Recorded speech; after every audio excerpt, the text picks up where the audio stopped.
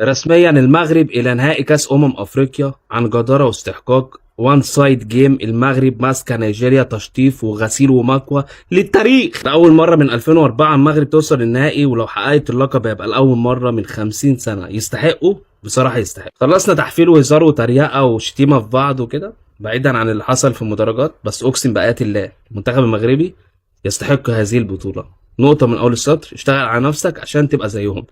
ما تشتغلش على نفسك، اعمل لهم كده كده وخد بعضك واتكل على الله، ما تقرفناش. مبروك لاخواتنا المغاربه المحترمين، تحياتي ليكم، تستحقوا اللقب. اما اللي مش محترم فكده كده ما بيمثلش الا نفسه. للتاريخ يا مغرب والله. يا ساتر يا المغرب، المغرب تجلد نيجيريا جلد مو طبيعي يا اخوان. اقوى منتخب هجومي منتخب النيجيري. المغرب شهدت 16 تسديد على نيجيريا يا اخوان، وخمسه منها على المرمى، ونيجيريا بس شوطتين واحده على المرمى. بعدين راحت المباراه البلنتيات. يا اخي انت ايش يا اخي؟ يا اخي انت خيالي يا بونو. ايش هذا؟ صد الكوره الاولى عادي، شوف الكوره الثانيه فين بونو.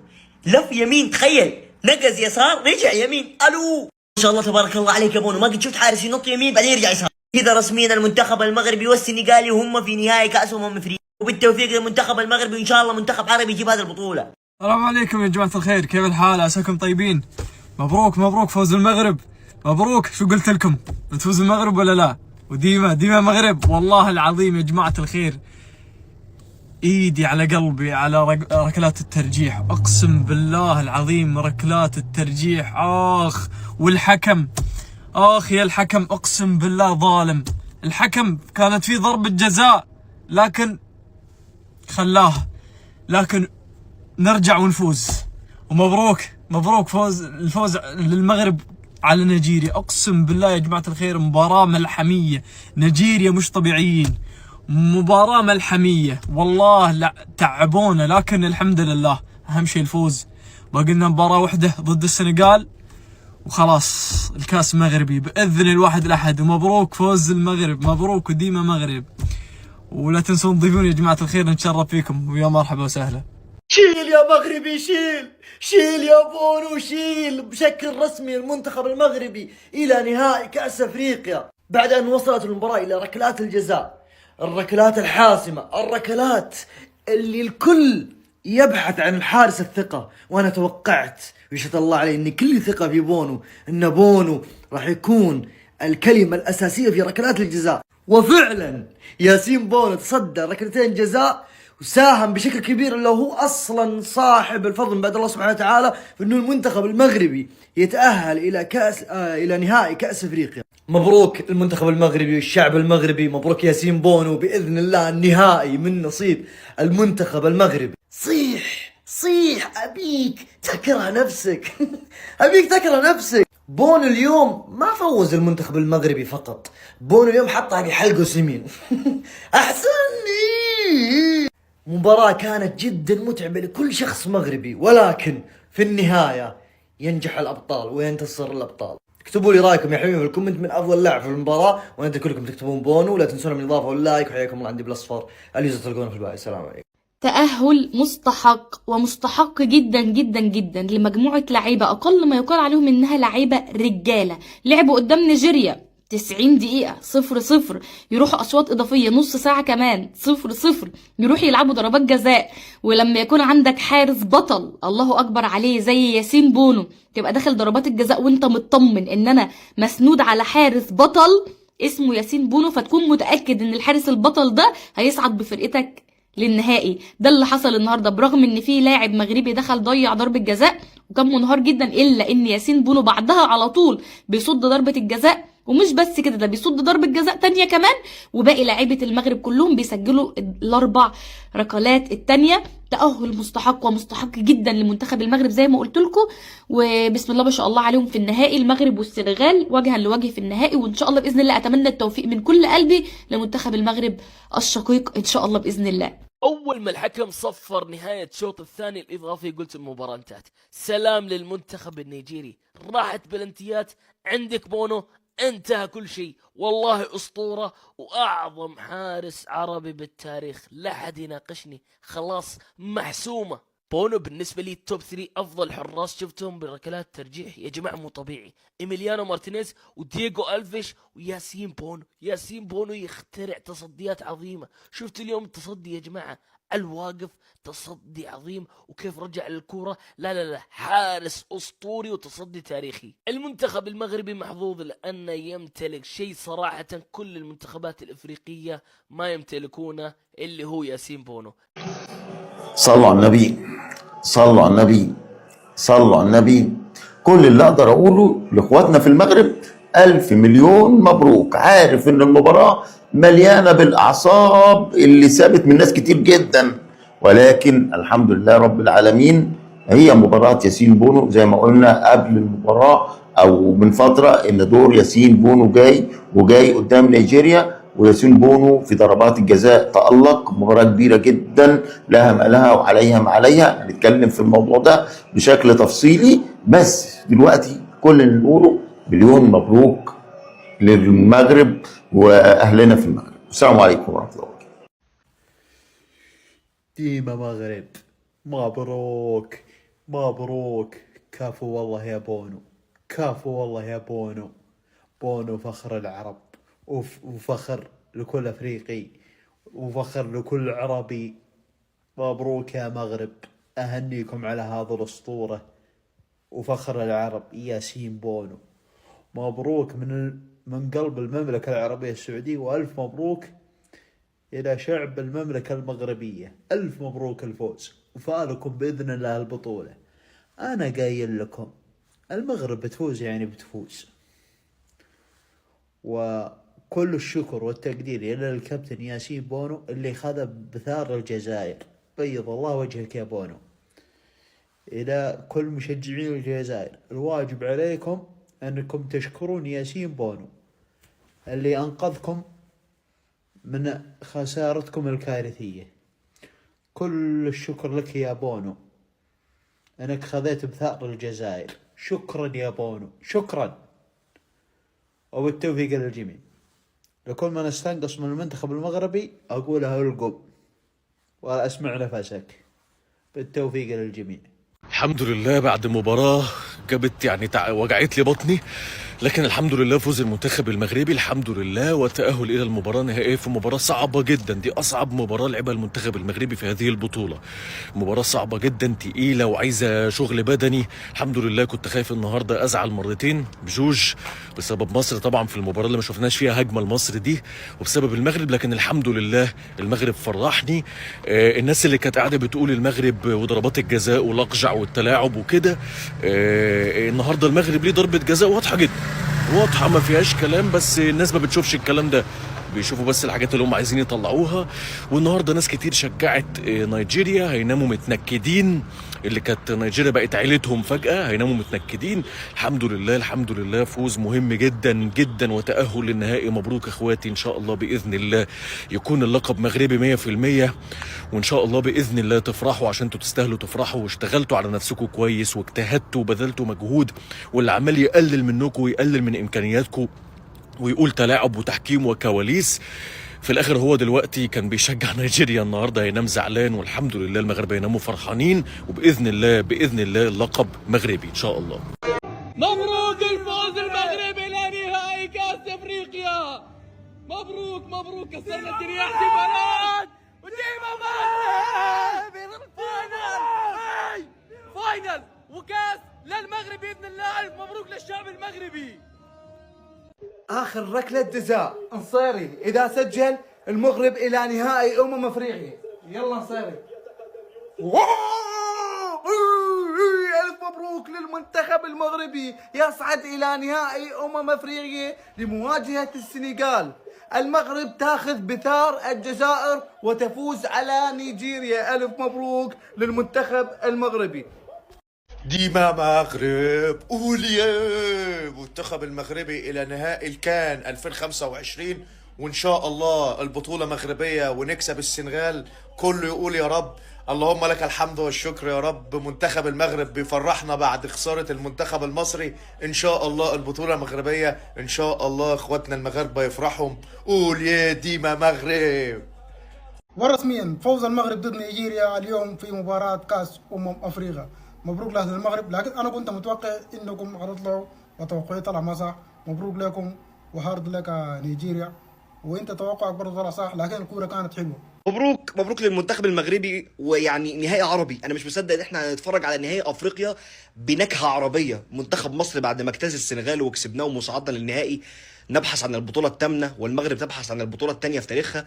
هيبقى نهائي القرن فعلا. شوف الفراعنه امام اسود الاطلس، ده نهائي يحلم بيه كل انسان يعني. وفي الاخر تجمعنا الاخوه والمحبه، وان شاء الله يبقى نهائي كويس، ويعني نعمل مباراه تليق فعلا باسم البلدين يعني ان شاء الله.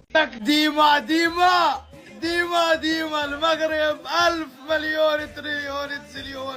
مبروك للمغرب، ومبروك إلنا كعرب وصول المنتخب المغربي إلى نهائي الكاف، إلى نهائي أفريقيا لمواجهة السنغال، وأخذ بالثار من المنتخب السنغالي بعد ما أقصى المنتخب المصري اليوم وضيع علينا حلم نهائي عربي. ولكن المغرب يا أبطال، ياسين بونو يقود المغرب إلى نهائي أفريقيا لمواجهة السنغال، وبإذن الله البطولة عربية، البطولة مغربية، والمغرب راح تكمل سلسلة الانتصارات وسلسلة النتائج المبهرة اللي بدأتها بكأس العالم 2022، والسنة هاي راح تتوج أفريقيا.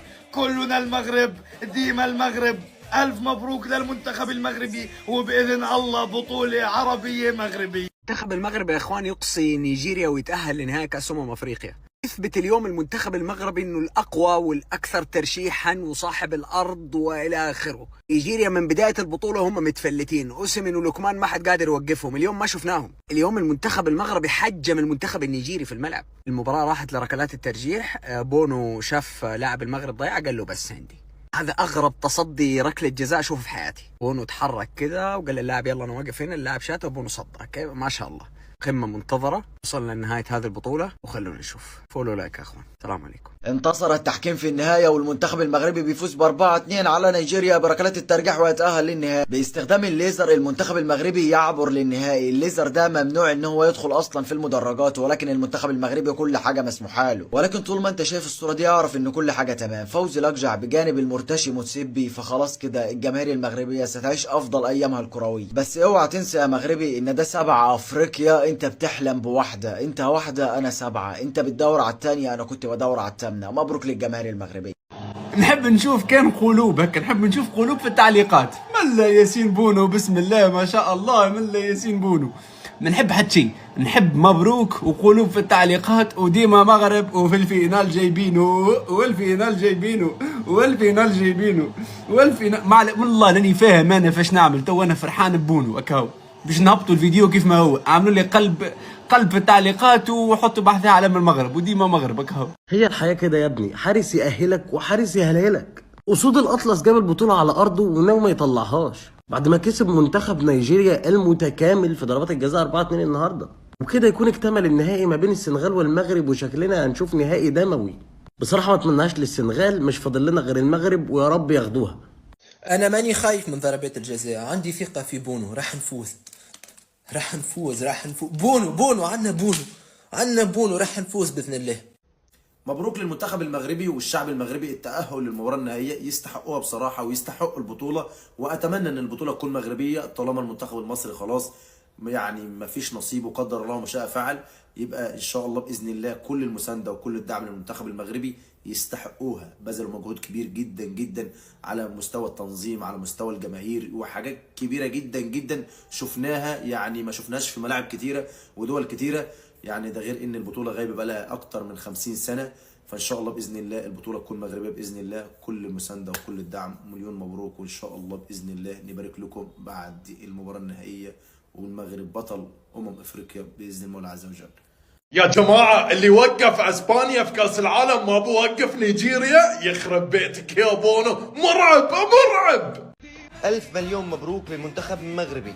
الفوز والتأهل إلى نهائي كأس أفريقيا عن استحقاق وجدارة. كانوا أفضل من نيجيريا بكثير، وبيستحقوا أن يتواجدوا بالنهائي. منتخب مصري خارج البطولة. بصراحة المنتخب المصري أدى أداء سيء جدا أمام منتخب السنغال. منتخب السنغال يستحق أن يتواجد بالنهائي. هارد لك للمنتخب المصري وللشعب المصري، وألف مليون مبروك للمنتخب المغربي وللجماهير المغربية التواجد في النهائي، وإن شاء الله بالتوفيق للمباراة النهائية والتتويج باللقب. حي الأولى بر هاي يمشي ويه يا الأولى. خطوة واحدة لمنتخب المغرب على للحلم الافريقي، الحلم اللي غايب من السبعينات مدة طويلة، واخر نهائي تقريبا قبل 22 سنة في 2004 امام تونس واللي خسروه من تونس. فالنهائي الحلم اقترب. المحصلة او الثمرة حقت انجاز المنتخب المغربي الفترة الاخيرة هي هذه البطولة، لازم يجيبونها. انتخابات الفئات السنية حققوا انجازات، باقي المنتخب الاول غير انجاز رابع العالم لازم بطولة. فبالتوفيق المنتخب المغربي امام منتخب صعب متمرس اللي هو المنتخب السنغالي، افضل منتخبين في البطولة، اقوى دفاعين في البطولة، هم اللي وصلوا النهائي. فنهائي يليق يعني بالبطولة الصراحة، منتخب المغرب والسنغالي مباراة صعبة. وتوقعاتي منتخب المغربي. ألف ألف ألف ألف مبروك لصعود الأطلس التأهل للنهائي. مباراة صعبة أمام منتخب صعب، مباراة أعصاب. المغرب كانت أفضل في جميع المباراة من نيجيريا كهجوم. طبعا المغرب أقوى دفاع في البطولة ودفاعها قوي جدا. نيجيريا ما شكلت خطورة كبيرة على المنتخب المغربي، وفي النهاية تأهل المنتخب المغربي بركلات الترجيح. بالنسبة للاعب حمزة اللي ضيع البلنتي، أنا من يوم ما شفته دخل وقلت إذا المباراة وصلت بلنتيات هذا اللاعب يضيع بلنتي. هو لاعب واضح إنه مهاري وزي كذا، بس واضح إنه مو جدي بزيادة.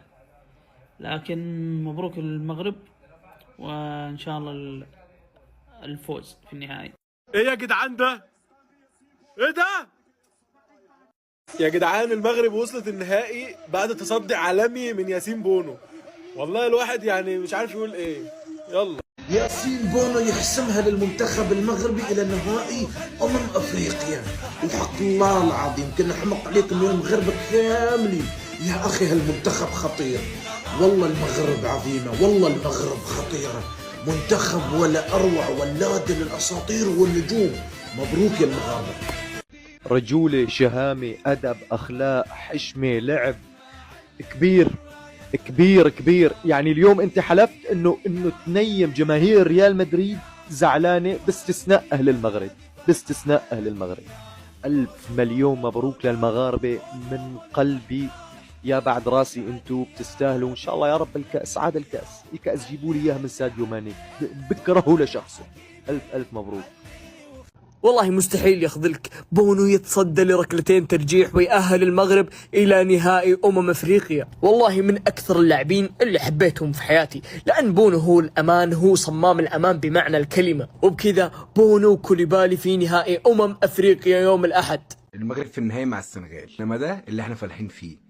7 هو انت تعبان فيهم؟ ال7 دول انت شاركت في واحدة منهم. ال7 ان الجيل اصلا ده كله بيتكلم عليه، انتوا تعرفوا عنه حاجة، انتوا شاركتوا فيه. ال7 دول خلاص دول تاريخ واتعملوا. اعملوا بقى واحدة من ال7 دول، هاتوا لنا واحدة بس. ليه يا باشا المغرب في النهائي؟ عشان المغرب رجالة، عشان المغرب بيلعبوا، عشان المغرب عندهم كورة، عشان المغرب سيبوا جماعة يلعبوا في ارضهم، والحكام ومش الحكام والكلام ده كله. المغرب اثبتت نفسها انه قدام نيجيريا وصلت معاها لضربات الجزاء، بس كسبت. وصلت لضربات جزاء، كانت ماسكه كوره، كانت بتبوظي، كانت بتلعب. حسام حسن في المؤتمر الصحفي النهارده بعد الماتش كان بيقول ان مصر هي العالم وام افريقيا، وده كده ده حاجه مفروغ منها، وده التاريخ بتاعنا وعارفينه وحافظينه كويس والعالم كله يعرفه. نتائجك بقى النهارده، نتيجتك النهارده كانت ايه؟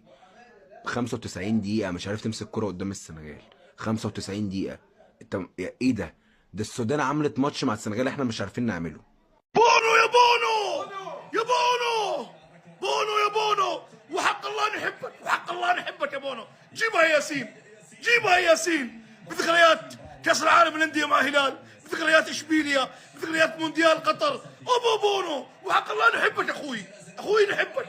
يلا يلا يلا يلا. ديما مغرب ديما بونو. اليوم المغرب فاز على منتخب نيجيريا بعد ركلات الجزاء، واللي تصدى لها الركلتين جزاء بونو اللي انقذ فيها منتخب المغرب، ومن بعدها منتخب المغرب يتأهل رسميا الى النهائي. واقتربت المواجهة الكبيرة، المواجهة النهائية، نهائي كأس افريقيا، واخيرا بين السنغال والمنتخب المغربي. اقوى نهائي راح تشوفه في كأس افريقيا. مباراة راح تكون جدا تاريخية بين صاحب الارض والضيف، مباراة جدا اسطورية. اكتبوا لي توقعاتكم في الكومنتات مين راح يفوز، صاحب الارض او الضيف السنغال او المغرب. وديما مغرب باذن الله المنتخب المغربي راح يحقق هذه البطوله في ارضه وبين جماهيره. لايك وفولو، هدفنا نوصل 50,000 باذن الله، وهارد لك لمنتخب مصر والجميع المنتخبات العربيه المغادره.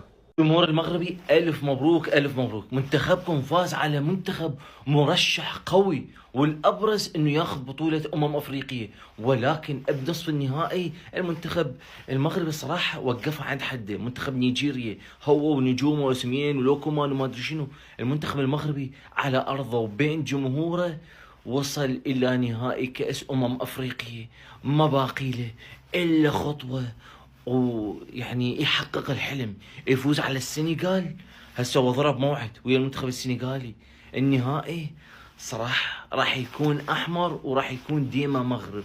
انا عايز افهم ده ايه التصدي ده ايه؟ مش طبيعي مش طبيعي يا جدعان. حراسة المرمى فن مش عن شفت بونو؟ ديما بونو، ديما رجولة، ديما مغرب. شفت لما يبقى عندك حارس مرمى من طراز رفيع، حارس بيلعب بده، موهوب. منتخب كله اصلا موهوب، منتخب ما فيهوش واحد ما يستحقش يلبس تيشيرت المغرب. سيروا يا الاسود على النهائي. واظن دلوقتي عرفنا هنشجع مين. ده لو انت يعني عربي بحب اقول لك المغرب في النهائي، وخلي بالك انه منتخب عربي، واحنا اكتر ناس كمصريين عندنا طار يا اخواتنا يا مغاربه. اكتر حاجه هنبقى عايزين نشوفها ان اللي يرفع الكأس دي يكون زيه زينا عربي. الف مبروك المنتخب المغربي الفوز، وحقيقي يستاهلوا الفوز. منتخب المغرب قدم بطوله جدا كبيره يا عيال. احترموا البطوله اللي هم قاعدين يلعبوها، احترموا الشعار اللي هم لاعبينه، عارفين انه وراهم شعب يبغى يفرح. لعبوا ضد المنتخب اللي كان مرشح بانه يفوز في كاس افريقيا وخرجوه. احترموا نفسهم، أدوا أداء جدا كبير، قدموا مباراة وقدموا بطولة والله للتاريخ. ما عندنا كيف حالكم؟ ايش اخباركم؟ طيبين؟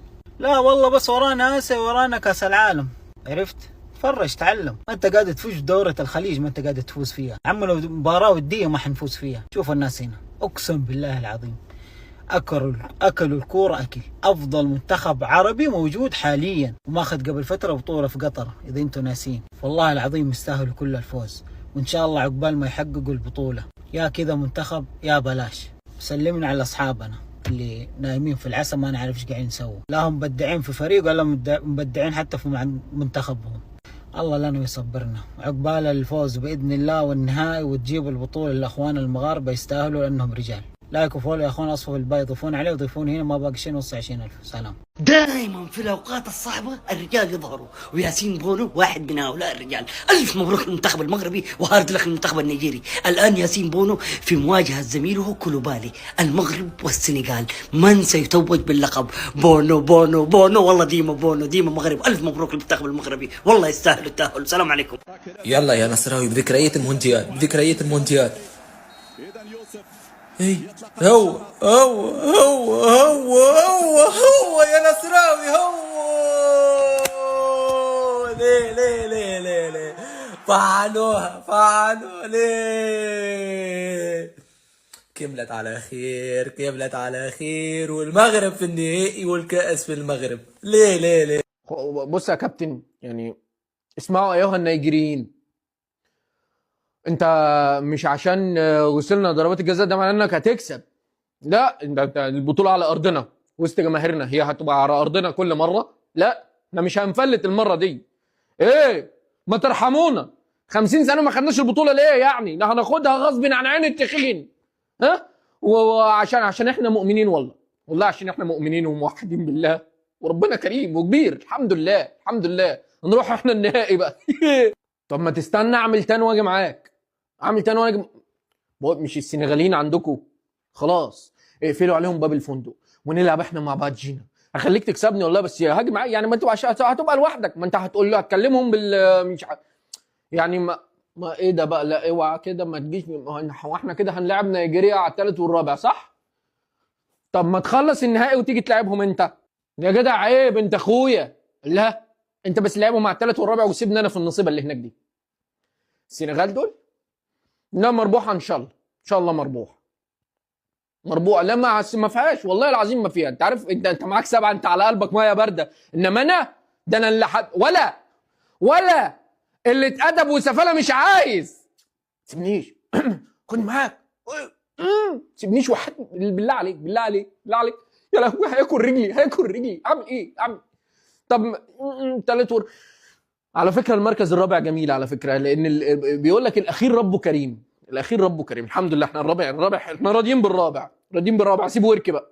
انت عارف شو يعني الى النهائي المغرب، الى النهائي كأس افريقيا؟ اداء كاريزما لن يوقف احد المغرب للفوز باللقب الثاني في تاريخه. المغرب حجم نيجيريا بشكل حرفي بالمباراة، بس ما توفق وسجل فيها اهداف. راحت المباراة لركلات الجزاء وبونو كفى ووفى. وهيك المغرب والسنغال في نهائي كأس الافريقية، وان شاء الله الفوز مغربي وديما مغرب، ومبروك للشعب المغربي. اول ما الحكم صفر نهاية الشوط الثاني الاضافي قلت المباراة انتهت. سلام للمنتخب النيجيري، راحت بلنتيات، عندك بونو، انتهى كل شيء. والله اسطورة واعظم حارس عربي بالتاريخ، لا حد يناقشني، خلاص محسومة. بونو بالنسبة لي توب 3 افضل حراس شفتهم بركلات ترجيح يا جماعة، مو طبيعي. ايميليانو مارتينيز ودييغو الفيش وياسين بونو يخترع تصديات عظيمة. شفت اليوم التصدي يا جماعة الواقف، تصدي عظيم، وكيف رجع الكرة. لا حارس اسطوري وتصدي تاريخي. المنتخب المغربي محظوظ لانه يمتلك شيء صراحة كل المنتخبات الافريقية ما يمتلكونه، اللي هو ياسين بونو. لو وصلت معنا لغاية هنا ما تنساش الاشتراك في القناة وتفعيل زر الجرس عشان يوصلك كل فيديوهات جديدة مننا، والسلام.